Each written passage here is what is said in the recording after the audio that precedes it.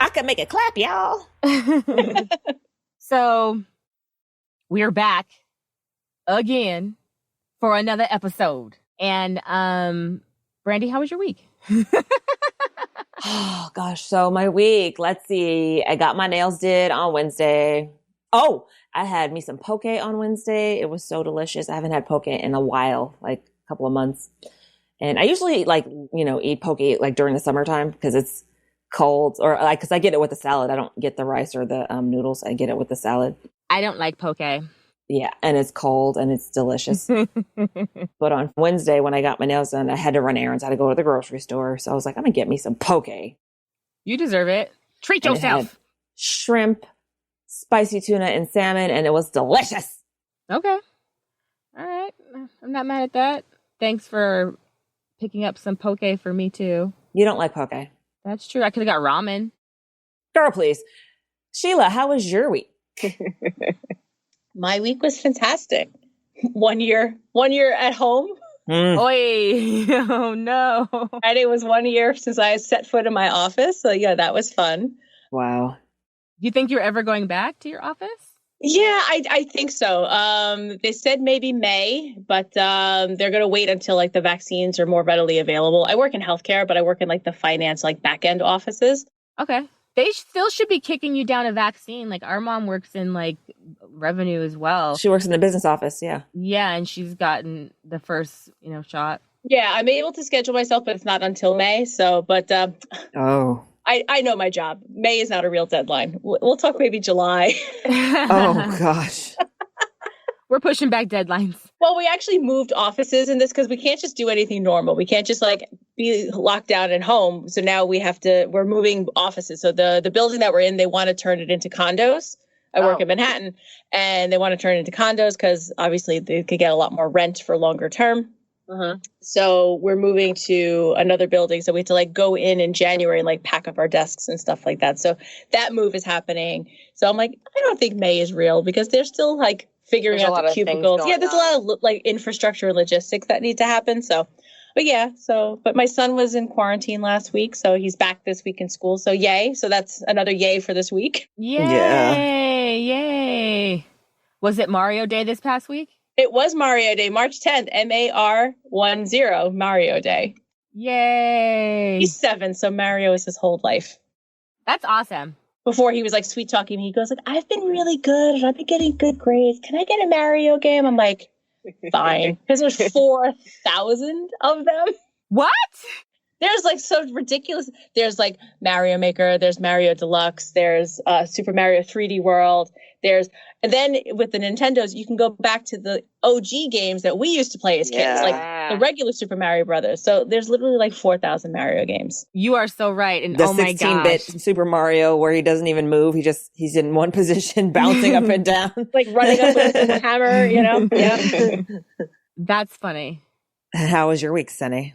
My week was good. So I had garden club yesterday. Again, shout out to the Desert Green Thumbs of AV. Woo woo. What a bunch gardening of nerds. Group, and we're fabulous. But we made it to the park and we did an exchange. Like I got some onions and I got like an aloe vera plant, and she put it in like a cut off wine bottle and potted it up with like sea stone and stuff. It's super cute. And I got a cucumber and I got a bunch of seeds.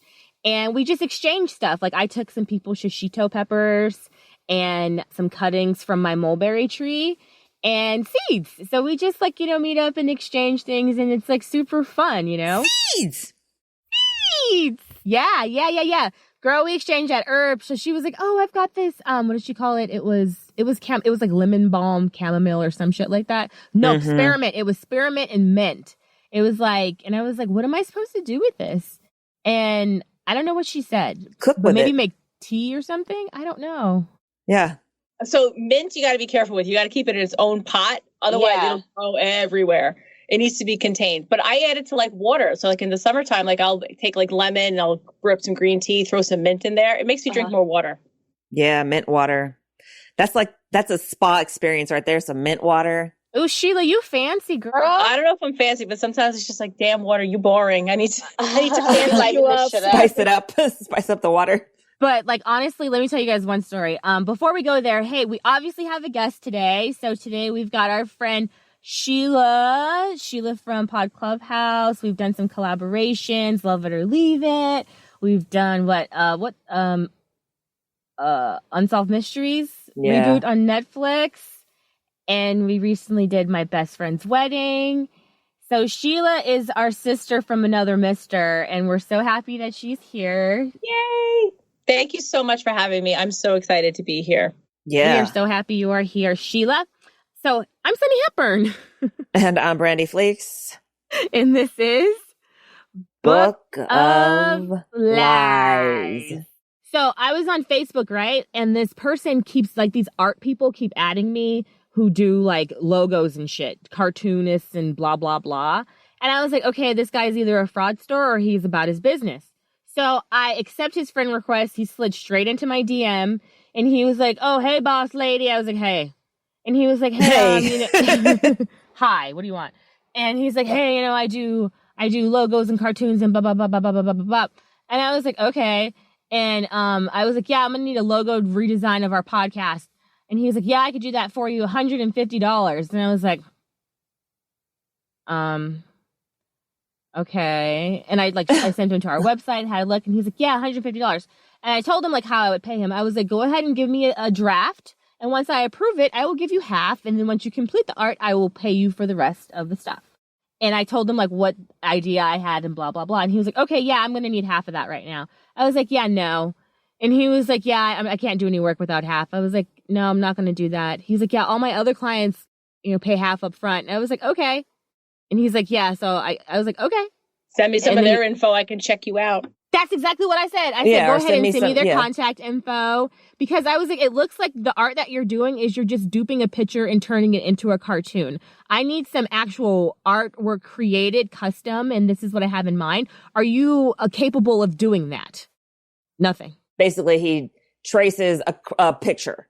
I think it's an app. I think it's a cartoon app. Like, to cartoonify yourself. Oh, and they're like trying to sell this as a service. Yeah. But I think this guy was a fraud guy because he's asking for half the money up front. So that would have been $75. Well, that's a retainer. I understand that. If I would have sought him out and like how we've worked with Myles, yeah, no doubt. I would have given him a deposit to get the work done. But this person doesn't know me, didn't even ask me any questions or specs or anything like that. And was like, give me half of the money right now. Okay, so he didn't even know what the hell it was, like, what we were about or anything. He was just like, okay, yeah, I'll do it. Give me money. Yeah, exactly. It was a fraud. It's fraud. And I got a fraud call the other day on my phone. So I accepted. I'm like, come on. Well, don't they know, like, this is like a spider web. Like, don't call Sunny or Brandy. Don't call me. So then you will end up on a podcast. I'm in my garden, right? I get this toll-free number. It's the IRS saying my shit's on froze and they suspended my thing and blah, blah, blah. Oh, and God. I was like, I'll go ahead and accept that call. Thank you. And they're like, oh, hello, who am I speaking with? I was like, who is this? You called me, bitch. Don't do that. Right. Okay, so what is this about? What is this regarding? Oh, who am I speaking to? I'm like, you know who you're speaking to. And he's like, oh, this is blah, blah, blah. And I was like, yes. And he's like, well, we've got some, and he was trying to say something. I was like, you know what? Let's just stop right now. I know this is fraud. How did you get my information? You need to stop calling here. And he was like, oh, but he said something really inappropriate to me. And I was like, excuse me? And then he hung up. And I was like, fuck this guy. Oh my God, no way. Fuck you, dude. So, like, they are out there. They are still calling. It's tax season, people. Yes. Especially with stimulus checks and shit. People are worried about their money. So they will accept a phone call. Pay attention, y'all. They're not calling you. They don't call you. They send you a letter. They do not call you. These people have stolen so many lists. I've been notified so many times that there's been data breaches. Yeah. And they've got my maiden name. So it's been years ago. They're calling me under my maiden name. So it's an old list and a lot of information's out there, I'm sure. So be careful, people. Yeah. But let's get to the nitty gritty, y'all. So we are here to talk about I Care a Lot. I care a lot. Because we care a lot about you guys, the listeners, and thank you guys for being here. Hello, I'm so sorry I didn't acknowledge our listeners. Like, excuse me, guys. Thank you for being here. Thank you for joining us. Go ahead and subscribe. Come back. We love you. Connect with us on social, on Twitter, Book of Lies Pod. Go to our website, bookofliespodcast.com. You can find all of our information there, and Sheila's information is in the show notes. But let's get back to it.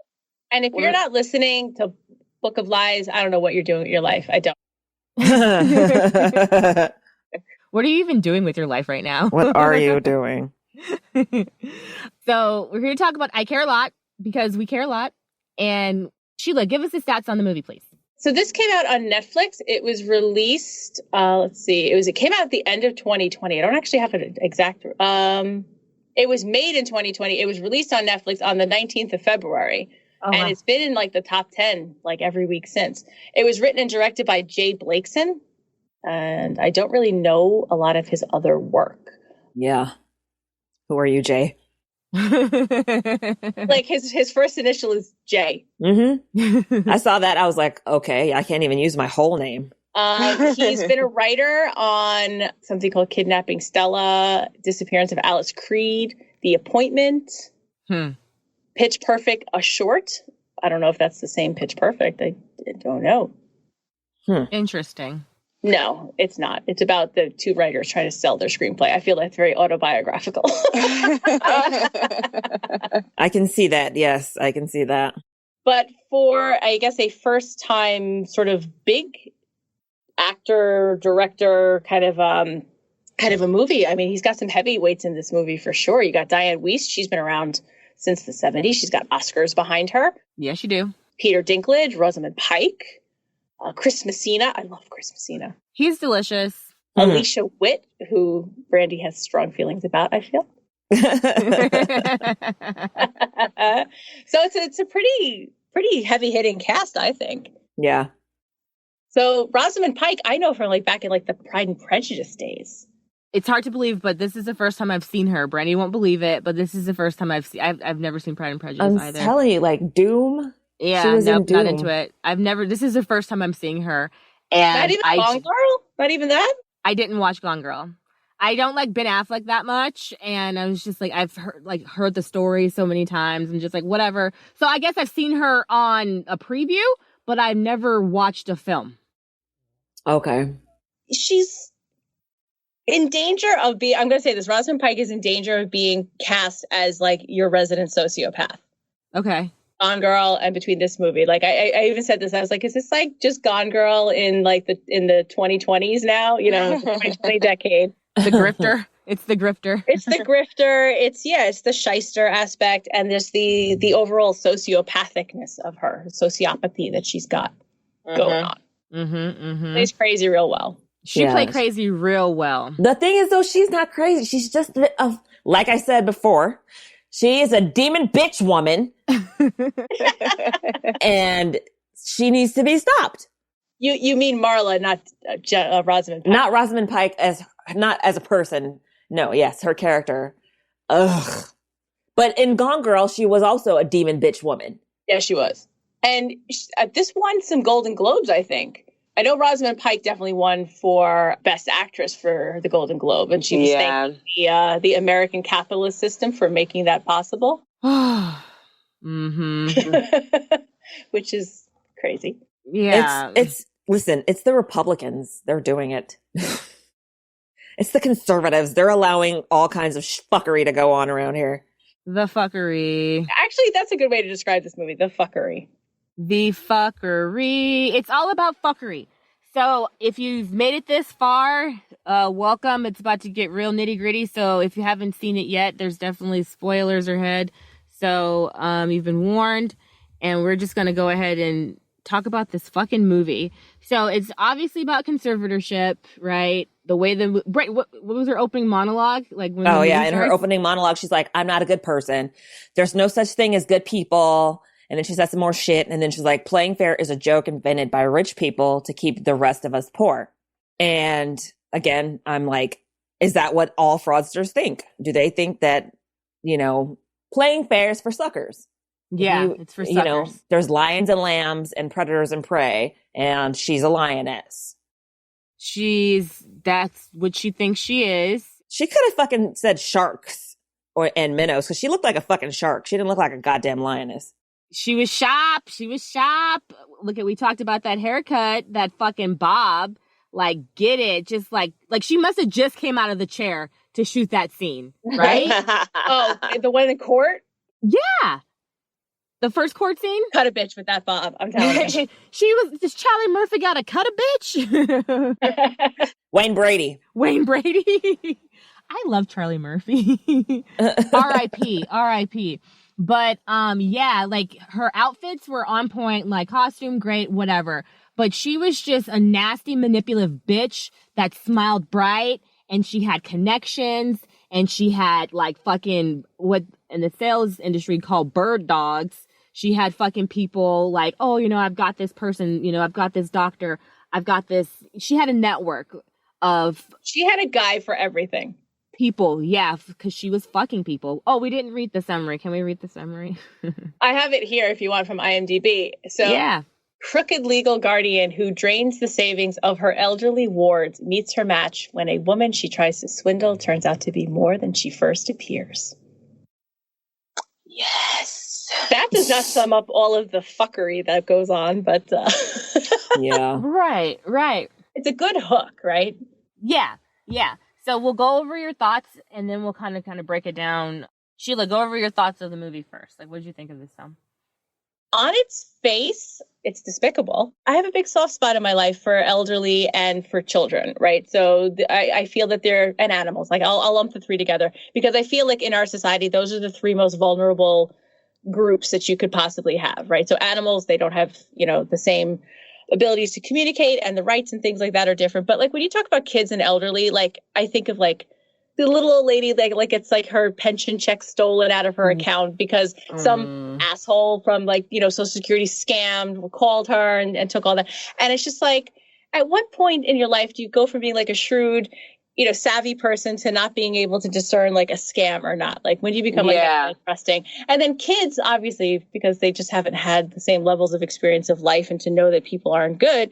So when you take a movie that exploits a group that I feel need to be protected in a higher way, it turns my nose up. It leaves a bad taste in my mouth. But I was intrigued enough to watch it because it was just like, it's a genre that really hasn't been covered.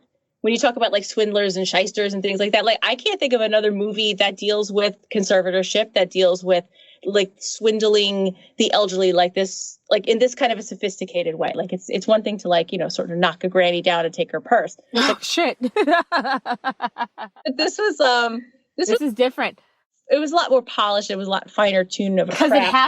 Because it happens every fucking day. It happens. You guys have episodes where you talk about conservatorships and the stuff. The stuff really does happen. So to highlight it and to bring like the star power of like Peter Dinklage, like people going to sit up and take notice. Like you have all those Game of Thrones people who are going to be like, oh, okay. And then Rosamond Pike, she's an intriguing actress. So you're going to have people who are going to put eyes on this. And like we said, it's been in the Netflix top 10. We're going on a month now. Yeah. It's been up there because I watched this. I think I watched it the weekend it came out. And I was like, oh my God. And I was like, that's what I was like, Sunny, have you seen it? You need to watch this movie. Yeah. And then the funny thing is Jamal had watched it because my husband doesn't care. He'll just watch it and not wait for me. And he was like, oh, you got to watch this movie. And I was like, okay. And then you did mention it. And once I finally watched it, I was like, oh my gosh, Sheila, we got to do this. Let's get jiggy. But yeah, it's been in the top 10 on Netflix. It's been trending in the top 10 Netflix since its release, pretty much. Probably because people are like, oh my God, what if that happened to my mom? Or what if that happened to me? Or what if that happened to my grandma, Exactly. And again, it's been brought to light a little bit more with the Britney Spears conservatorship situation. Yeah. So it's just really hot right now.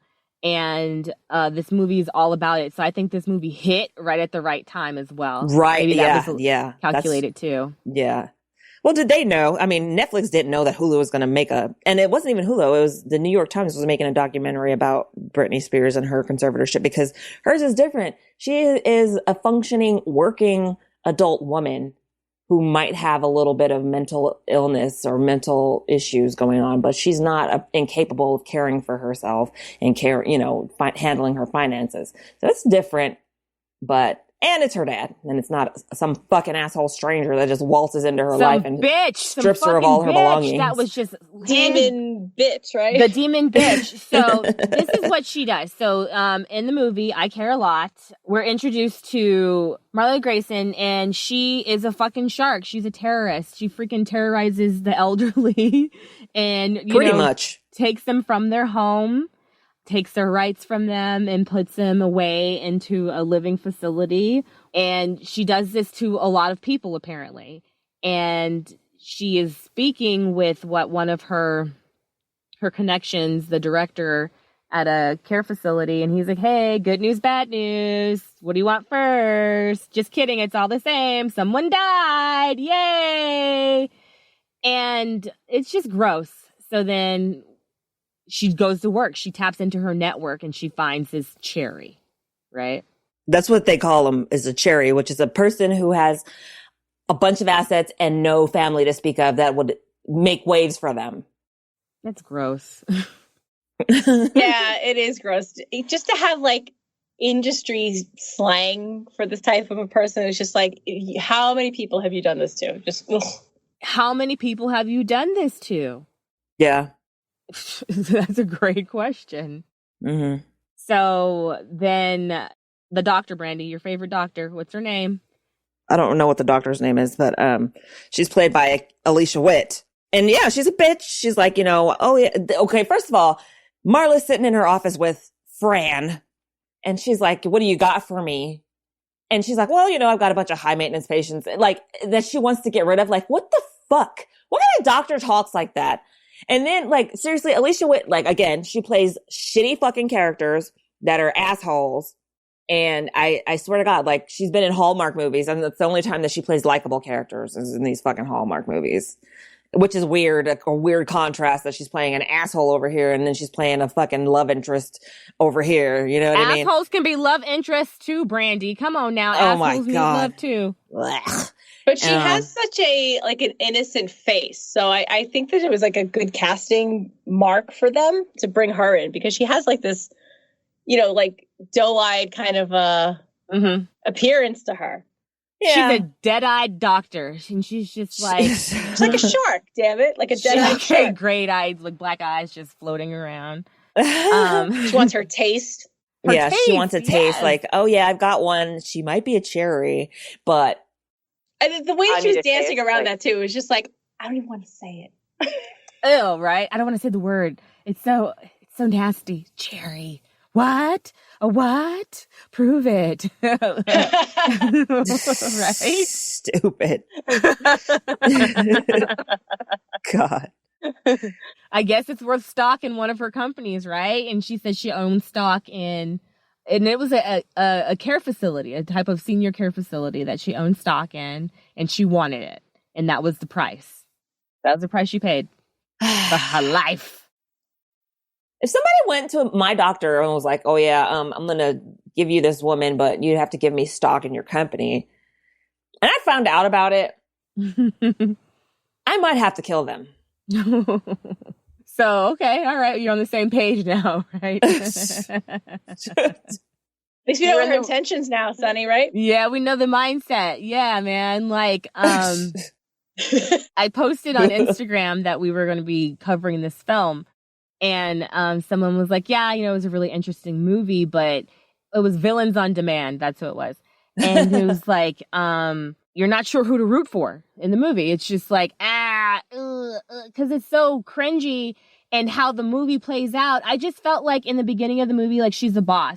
And if people aren't paying attention to the movie and miss the message, they may turn around and think that she was like amazing and that she was like, Caesar or something. Do you know what I'm saying? Like just the way the movie played out. Like, what kind of person would think that though? Because like, I don't know. From like the very beginning of the movie, I was like, this chick's a bitch.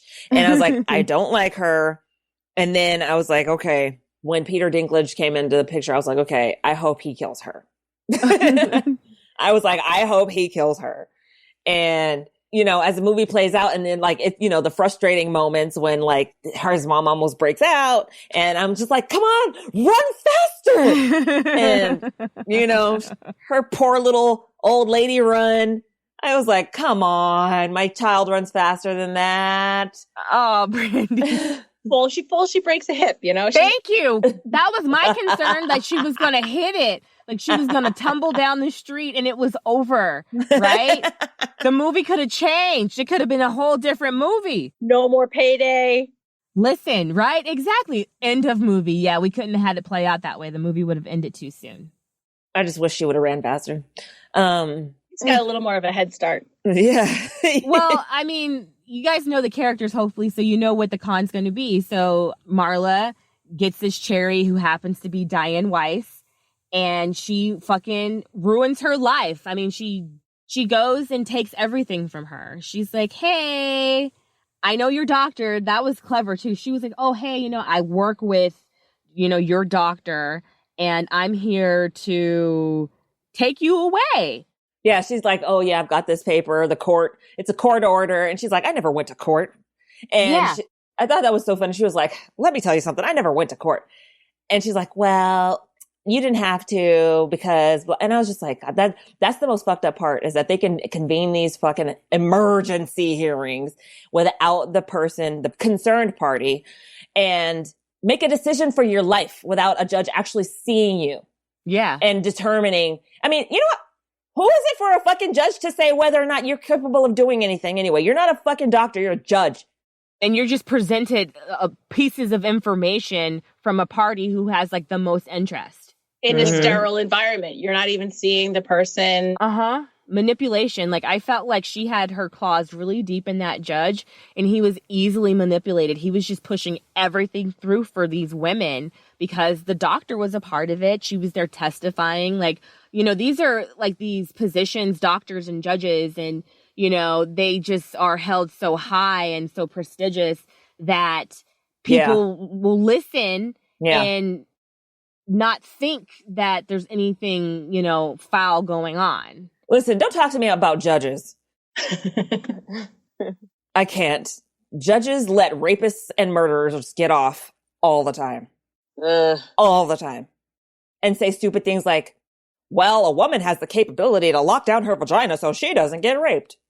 So let's not talk about judges, because they're stupid. So let's not talk about judges. So we know how we feel about judges. I'm just saying, these are all the people that she has at her disposal. Positions of power. Yes. And so she's not even questioning her at all, because she's established this rapport with them so that she comes across in the most polished professional way possible. Right. That nobody's going to question her credibility now, because she does have this intricate network of fiends to do what she needs to do. The speed with which she was able to transform this woman's life was just dizzying. Yes. It was so fast. Like literally less than a minute from the time that she knocked on Jennifer's door to she was being walked into the care home. Like, that's how quick her life changed. They were ready for her. And with, certain cases that we've said is when they show up with the paperwork, sometimes they have an appraiser with them that's going through and cataloging the things and looking around and getting that process started. But the way they did Jennifer is they put her in the car, they took her to the fucking facility, and the sneaky bitch and took away her phone. Took away her phone. Let me put my number in your phone. Unlock it. Oh my gosh. Like, no, I don't need your number, bitch. I don't need that. Bye. No, thank you. I won't be calling you anytime soon. Number. Don't want it. Yeah.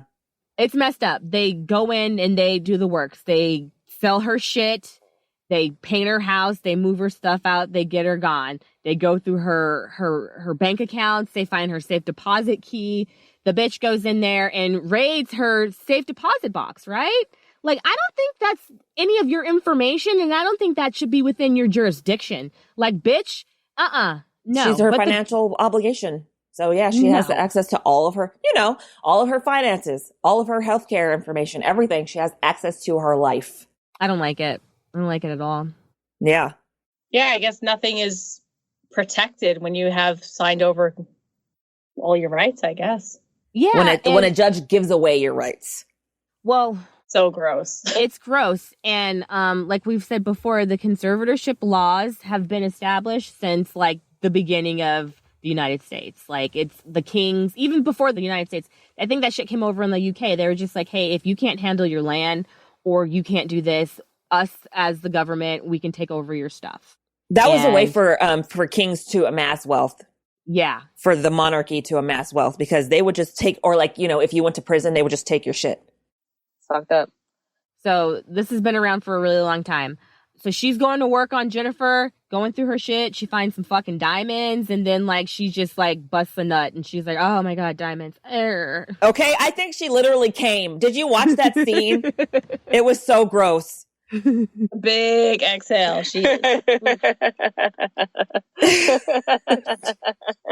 It was. I was just like, oh my God. Like at that moment, my eyes would have been like, wait, why the fuck are these diamonds here? I would be like, you know what? It's time to cut my losses. It's time to go. Yeah. Like there's some fuckery happening here and it doesn't involve me. So maybe I should cut and run. But no, she digs her fucking claws in. Oh yeah. She's like, oh, I think she just doubled down. I think that's what it was.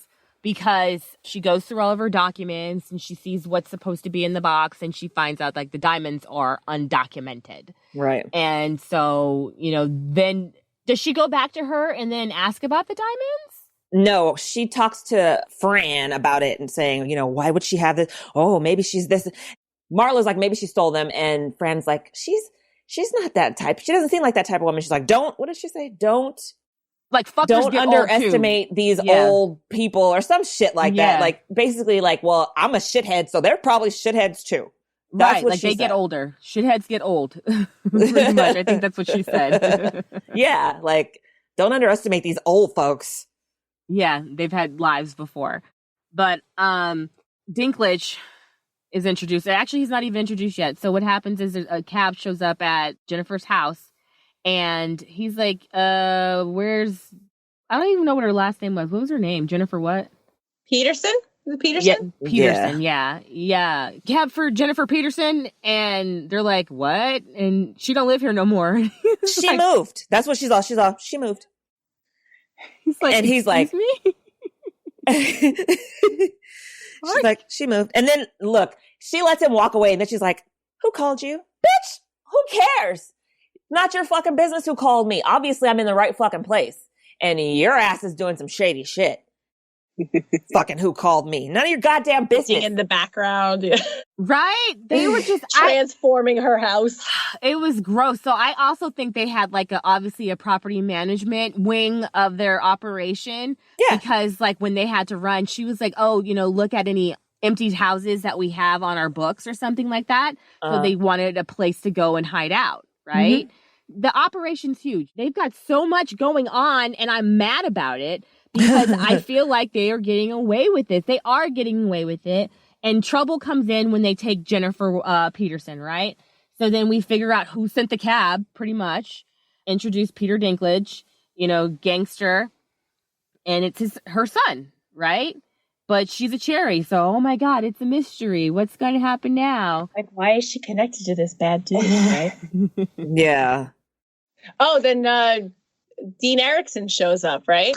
Oh, the lawyer. The lawyer. Yeah, because he's like, find my mother. So he finds out that she's in a home and that bitch face is her fucking legal guardian. And he's like, so my mom checked herself into a retirement facility? He's like, no, she did it. And so bitch did it. He's like, okay, get her out of there, do it legally, keep me away from it. And that's when they hire the attorney to go and see her. Yeah. Okay. And then she's like, oh, he knows about the diamonds. So like, he comes and he's like, listen, you probably want to let her, go, get her out of there. She's got some powerful friends. And this bitch sucking on her fucking dick. Brandy, tell them the realization that we had. So, guys, we're doing this again for the second time. But, Brandy, tell about the realization of her penis envy. Yeah, that's like upon watching it the second time when in the beginning she's called out by one of the children, the son of one of her wards. And he's like, hey, bitch, I hope you get murdered. I hope you get raped. And she's like, does it sting that you got beat by a woman, that something, blah, blah, blah, vagina, blah, blah, blah. And I'm like, the bitch has penis envy because she says man multiple times. And this isn't the first time I've been threatened by a man. Oh, a man, if he can't get what he wants from you, he calls you a bitch and threatens you. And I'm just like, why does that, nobody said anything about woman at all. And you're assuming that because you're a woman, that's why they're pissed off. Not the fact that you fucking kidnapped their parents. Not the fact that you took all their fucking parents' money. But it's the fact that you're a woman. No, it has nothing to do with that. You have penis envy. That's why she's a lesbian. You have penis envy. And you need to fucking go and work that shit out. And maybe her mom on a vape pen for half the movie. Yeah, a big one. It's like huge. A gigantic phallic fucking symbol. And so again, as he's in her office and she's filleting her freaking e-cig. Which is the biggest goddamn vape pen ever. It is. It's huge. And it looks like it's a shaft. Let's be serious here. It's a fucking shaft. And she's like, the screws are turning in her head. And she's like, who sent you? She called you. And he's like, yeah, she called me. And I'm just like, you're such a dork. She didn't call you. He's just so slick about it. And he's just smiling. And he's just like, he thought, honestly, if it were me, he thought that, hey, I'm going to go in here. I'm going to tell her what's what, that she's got representation. And I'm willing to give you some money to do right. Because you got the wrong bitch. You really did. And I'm trying to make this right. But she just didn't want to hear it. Yeah. And the fact that she had found, before he showed up, she found those diamonds. And once she found the diamonds, that's when she was like, oh, I control the fucking cards here. So she's got all these diamonds worth millions of dollars. He's, after he tries to tell her that you're fucking with dangerous people, and then he offers her the money, she still says no. And she's like, well, she's got this much money in diamonds sitting in a safety deposit box. She is worth much more than just these diamonds. You're going to give me more than that. Give me money.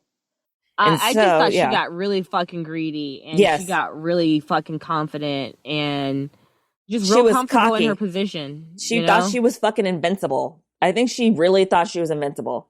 Well, she was very tough. I mean, she was very tough even when she eventually met up with Dinklage. She wasn't scared. She was just like, oh, hey, yeah, if you're going to kill me, kill me. Oh, well, what's the point of being scared? Yeah, she's like, do you know how scary 1879 was or whatever the fuck? And he's like, what the fuck are you talking about, bitch? What the fuck are you talking about? Yeah.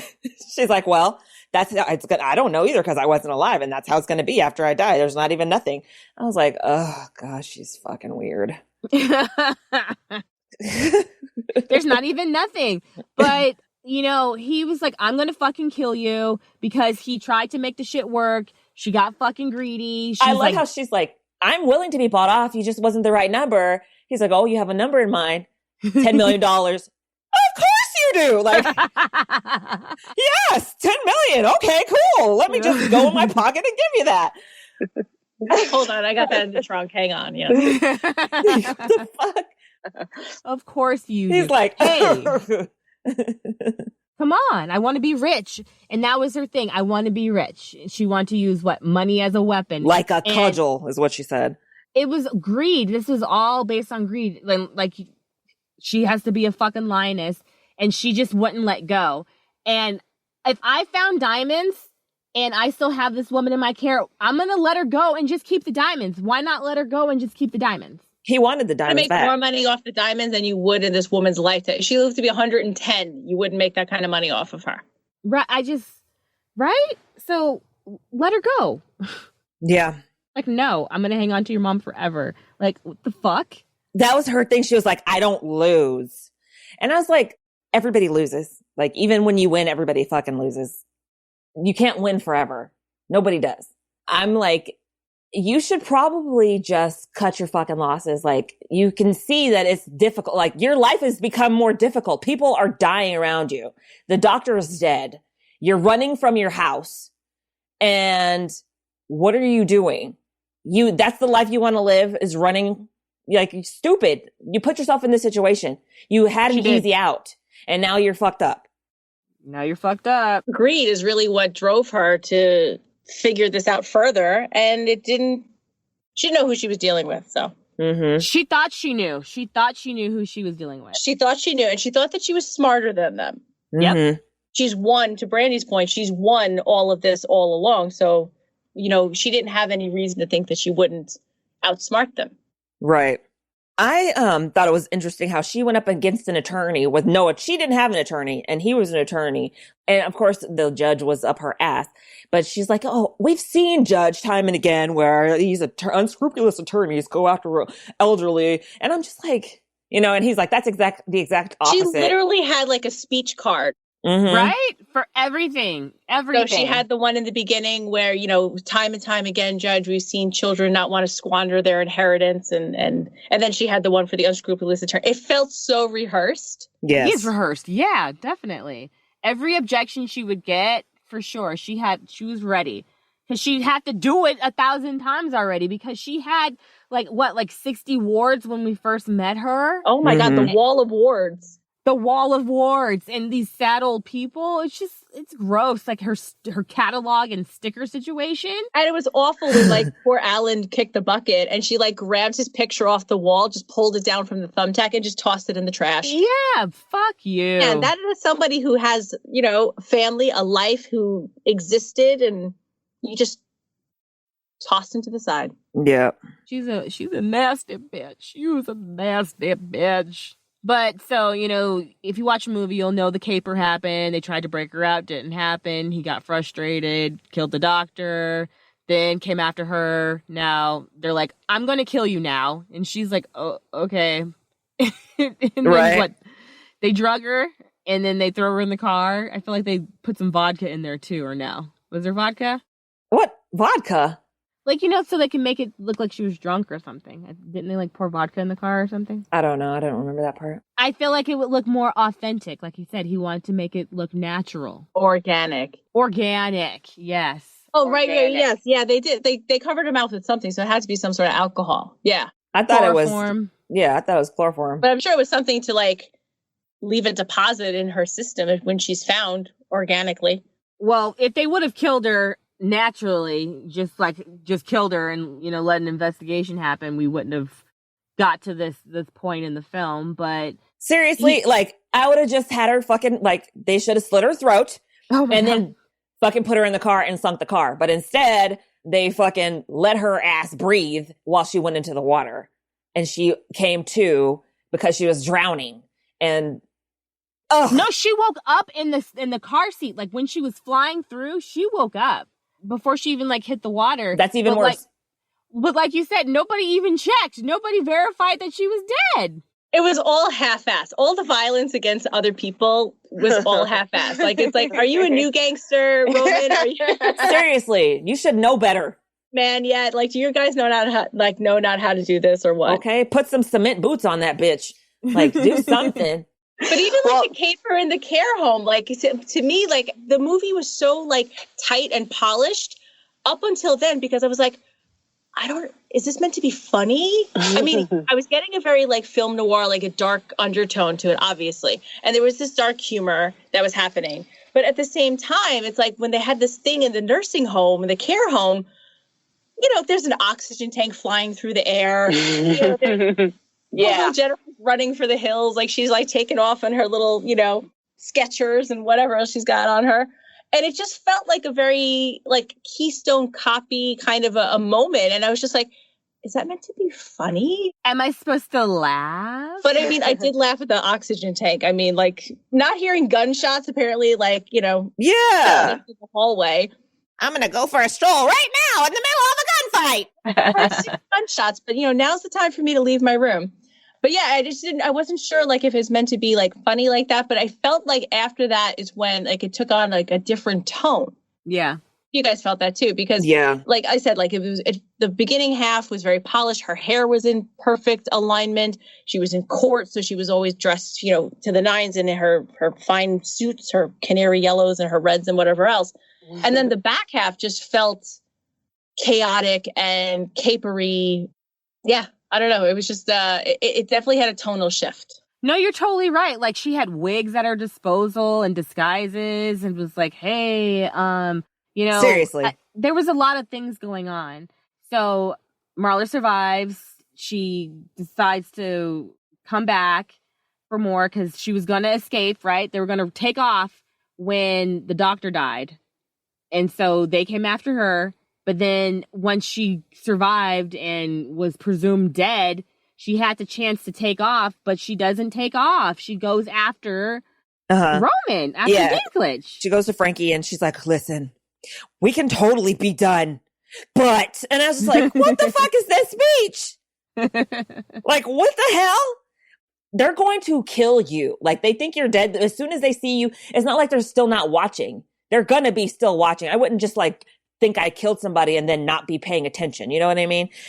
They're still watching. I'm hungry. You want to go get a bite to eat? Like, this thing is done. We're good. Yeah. It's over. It's over. So we could be done or we can go after her. And I'm like, bitch, you need to leave the fucking country. You need to go somewhere. You have money. It's not like you're fucking broke. Go. And she has the diamonds.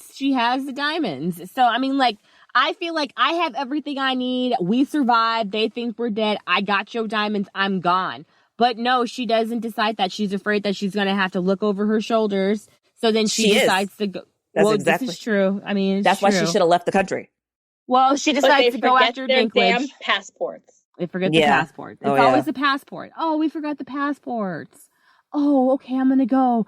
Be careful. It's just like, all right, fine, whatever. But for the turn at the end when they get a hold of Dinklage, like, you know, they find the driver and they take over the car. That was super capery right there.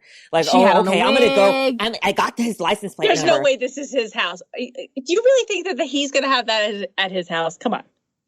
And first of all, with the passports too, it felt very tropey. It felt, you know, that felt cliche to me. Okay. Because that would have been the first thing I put in my bag was a fucking passport.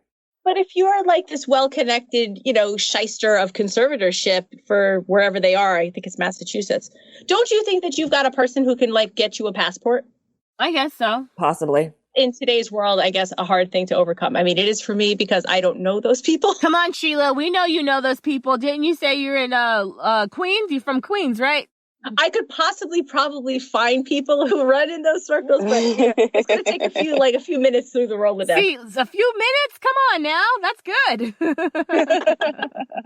No, but I just think that the movie could have gone in so many different directions, but since it happened to go in this direction, I just wonder if like her entire plan was how it played out with at the end she becoming his conservator. I was just wondering if that was the whole plan or that was just a cause and effect of what she did to him. That was her plan because she was like, we got him. She OD'd him and stripped him naked and put him on the ground. So somebody would find him. He had no identification. They burned his car. So nobody would know who he was. And he wasn't who he said he was anymore. Right. So they wouldn't know who he was. Okay. Then the guy calls 911. They're, resuscitating him. And he was an OD. So, and first of all, okay, the way they OD'd him, they didn't shoot him in the vein with anything. She just stuck him in the leg with a needle. What was in that needle? You don't want to know what was in that needle, girl. It wasn't heroin because heroin doesn't go in your fucking thigh muscle. So what was it? Anyway, so yeah, he gets found. And then she's like, haha, I got you. Because they automatically sign a conservator. And of course, she just happened to be available. Of course she was. She planned the whole thing. Mm-hmm. Got his docket number and made sure that it went before Judge Lomax. And Oh, yeah. She was like, healed up tight. Yep. You're up in my web, my friend. This is my world now. Why you come to my country, my friend? Why you? So you might as well give me what I want. And so that's when she goes in with her fucking speech about, oh, yeah, I can do this and I can do that. I can do this and I can do that. Or you can just pay me off. Just pay me off. Pay me off. I'll give your mom back because she still has the mom. Now she has him. And he's like, I'll pay you off, bitch. I can't fucking stand your ass. I'll pay you off.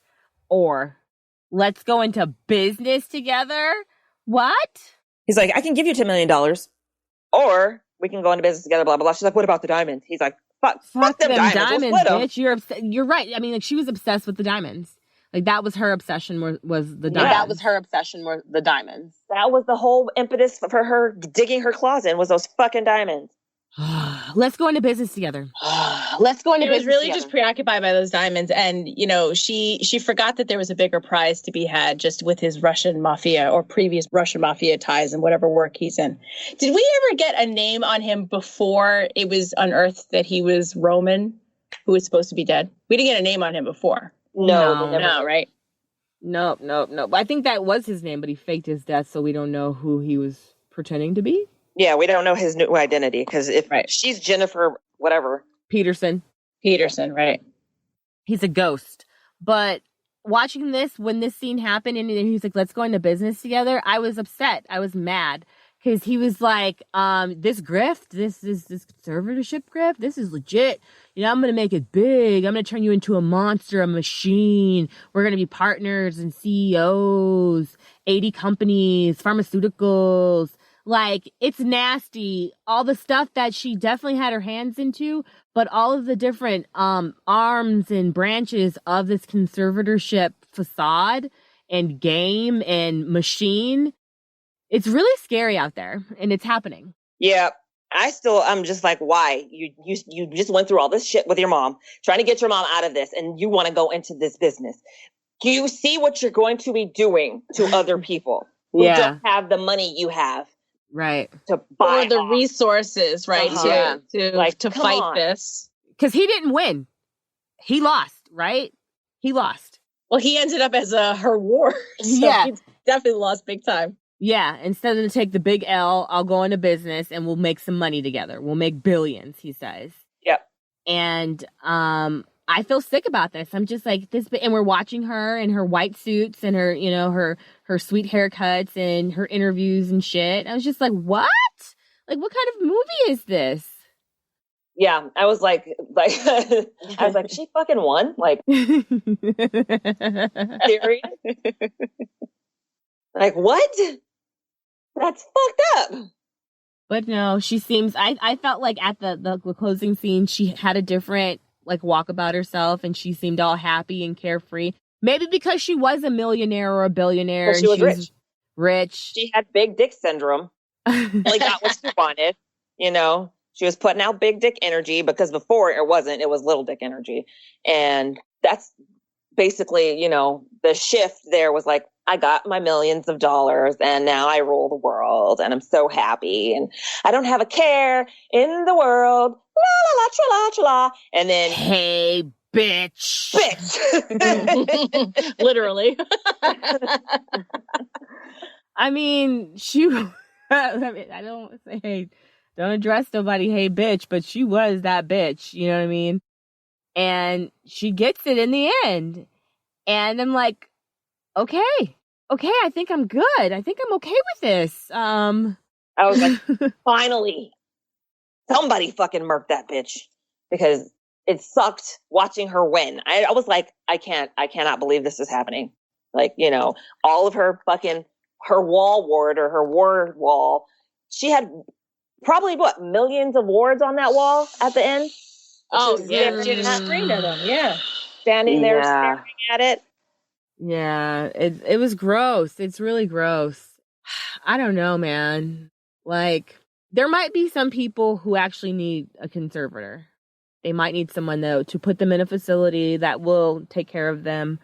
But all of their stuff is going to be gone at the end of it, you know? And if they have nobody, I guess selling their home and everything was worth it because they got to live comfortably and with other people for their last days. But then to happen to some people who don't need it, don't deserve it, and, you know, you've just drained them dry, it's like... There are people who get dementia, who get Alzheimer's, who get issues where they can no longer take care of themselves, and they have no one else to take care of them, no family, no, you know, friends, nothing like that. And those are the people that need the conservatorship.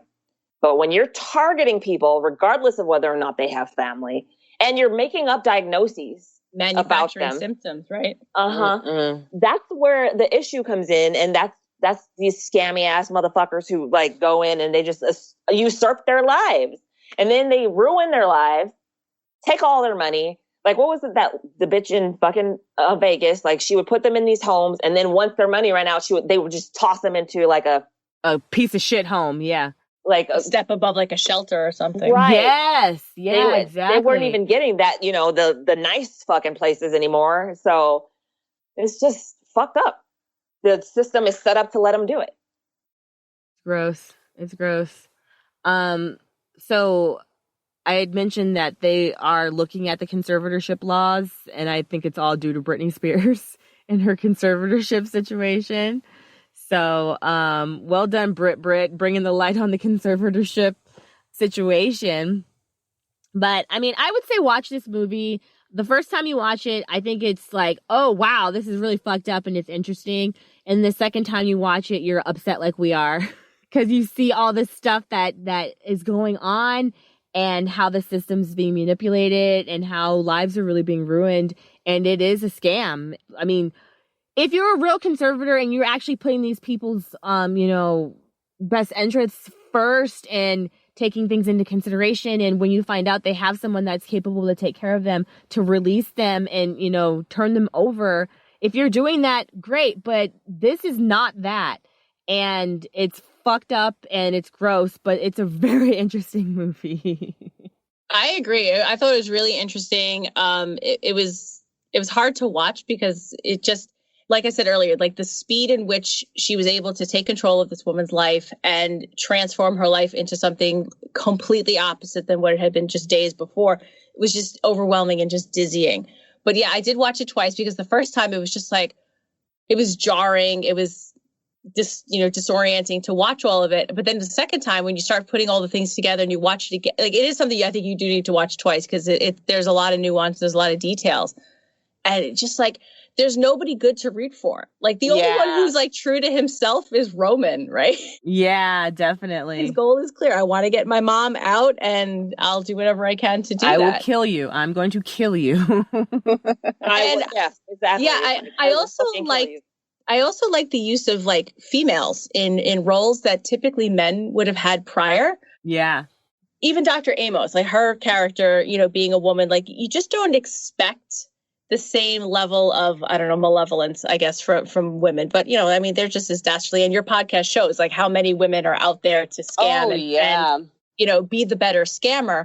But to see it in such a concerted way here was interesting to see, especially when you take the step back and you kind of watch it the second time. I like the fact that they used a female decoy to lure Dr. Amos to her death. Yeah. And shot Marla up with a dart. Oh, yeah. There's no doubt in my mind that she's the same person. That dart was? Night, bitch. Night. That was probably an elephant dart. No, I mean, I did like, with like the women that were like in this whole situation, even Marla and her partner, Fran, it could have been a male situation, so I think this does shed the light and say, hey, dubious people are male and female, I saw a meme and it was like, it's funny how only humans think of women as the lesser sex. Like if you saw a lion coming at you, you wouldn't be like, oh, it's a female lion, she's weak. You'd be like, fuck, that's a fucking lion coming at me. Like alligator, you don't know. Yes, no, thank you. I'm out. They're the providers. Exactly. So males sleep all goddamn day. Yeah. They That's sleep, Lion eat, King and fuck. taught me. That's all they do. Yeah, exactly. That's what I learned from the Lion King. But no, I agree with you, Sheila. Definitely. It was seeing the roles and seeing it happen and how even Roman had them like, at his disposal, and the way he cared about his mom as well. It's just like, yeah, okay, I'm going to kill you now. Yeah. But I don't know about you guys, but I found Jennifer to be the more interesting of all these characters. Oh, yeah. You want to know her tea, huh? Okay. Yeah. Somebody needs to write a fan fiction about it. Right. Like, so for 1949, right, is the birth year of her persona. So that would put her at like 71. She could be 71. So, but like, what was she involved with that she had to assume this role now having 40 years of she worked for the same company for 40 years, right? So we established that under this pseudonym. So like, What was Daddy Lunyov up to, right? Like, if he was Russian mafia, like, what was his what did you deal? say, Brandy? What did you say? She's what? She's red from Orange is the New Black. She was involved. Like, she was running shit. Yeah. Once they had to go into hiding or fake their deaths, because he, had faked his own death and basically gave his mother a new identity, then she became someone else. Yeah. I also loved when Jennifer's like true colors, her true personality came out when she was really drugged up at the care home, and she's letting it all fly at Marla, my guardian robber, and she tells her, "I'm the worst mistake you're ever gonna make." And yes. I just didn't like the way they were using, like the way she was able to manipulate their drugs and their meds and their diets and their food. That all feels just so illegal. It should be. I hope it is. And that's the power that she gets to determine what kind of drugs a person takes. That's a doctor's job, not a conservator. The conservator doesn't say, okay, I want you to change her schedule, give her only these foods, or blah, blah, uppers blah. at 9 o'clock. Yeah. What? Okay. People that age can die from that kind of change. Right. Like, she could have literally died because of this. Yeah. Yeah. Fuck that bitch. She got what she got. She had it coming. And he's like, are you sure? Bitch, you don't have to do what she said. What's wrong with you? For real. Exactly. Pussy? I should call him a ball sack because pussies are stronger than ball sacks. All right, guys. This has been really fun. But, so, like we said, you guys should watch it. Watch it twice if you really want to understand, like, the whole dubiousness of the movie. Do you have a thumbs up for the week? Thumbs up. My thumbs up is that, let's see, tomorrow is St. Patrick's Day. Oh, yes. Thank you. Yes. Green beer for everyone. Spring is coming next week. I'm excited about that. I need to do my spring cleaning. I just need, honestly, to just get a big dumpster and just throw away everything in my house and start over. Do it. Every single thing. I'll help you. So, but that's my thumbs up. Spring is springing, and I can't wait because this weather, and like, honestly, we have mild weather. Like, it's not even fucking like freezing cold, except for it did snow the other day. We got some snow, but usually, it's few and far between the years between snows. But the warm weather's coming, and I'm excited about it. Woo woo. Sheila, what are you looking forward to this coming week?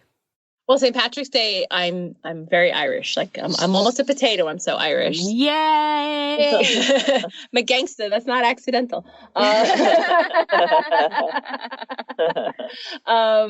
Yeah, so I actually tried out some corned beef and cabbage on my son last week because he's 7 and they don't really eat a ton of stuff.